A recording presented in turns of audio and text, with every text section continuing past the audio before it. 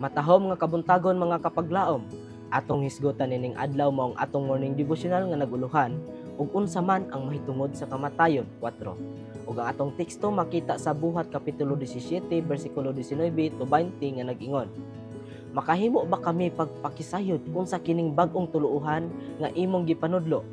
Kay gikahatdan mo ang among mga dalunggan sa pipila ka mga laing butang. Busa buot unta kami mahibalo unsay kahulugan niini nga mga butang. Kung ang mga naminaw ni Pablo dito sa Athens may handom sa pagtuon ug dugang bahin sa bag-ong doktrina nga gitudlo sa apostol, ang sama sigurado dili ikasulti bahin sa mga pangulo sa Millerite, labot sa pagsabot ni Stores bahin sa kahimtang sa mga minatay. Sa Mayo 7:18-44 nagpatik si Miller og usa ka sulat diin wala niya giangkon ang bisan unsa nga kadugtungan, pakigkauban ug pagdapig kang igsoon Stores nga mga baruganan sa tunga-tunga nga kahimtang sa katapusan sa mga daotan.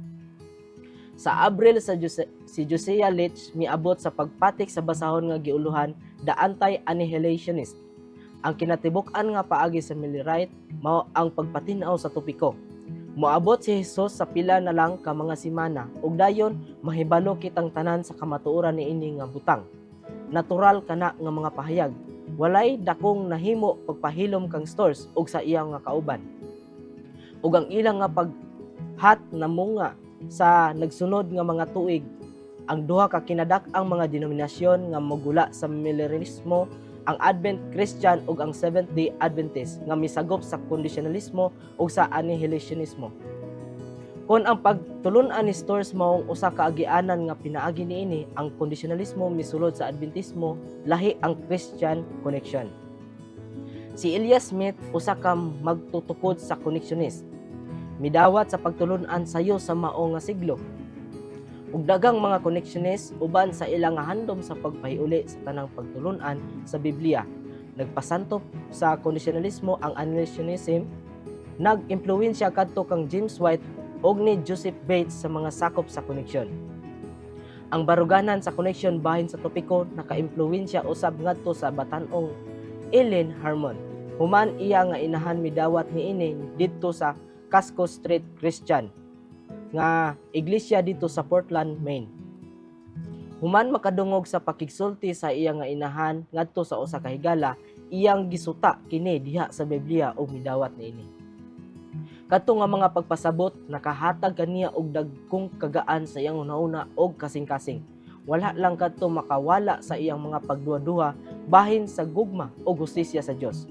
Apan nakatabang sila kaniya sa pagsabot sa katarungan alang sa pagkabanhaw.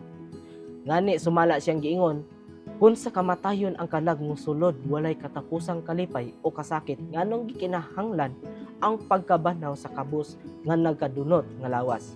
Busa ang tulo ka mga magtutukod sa sabatarian nga kondisyonalista gikan sa pagtukod sa pundok.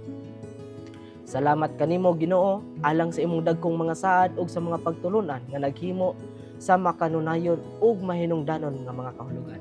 Mag-ampo ta mga kapaglaom.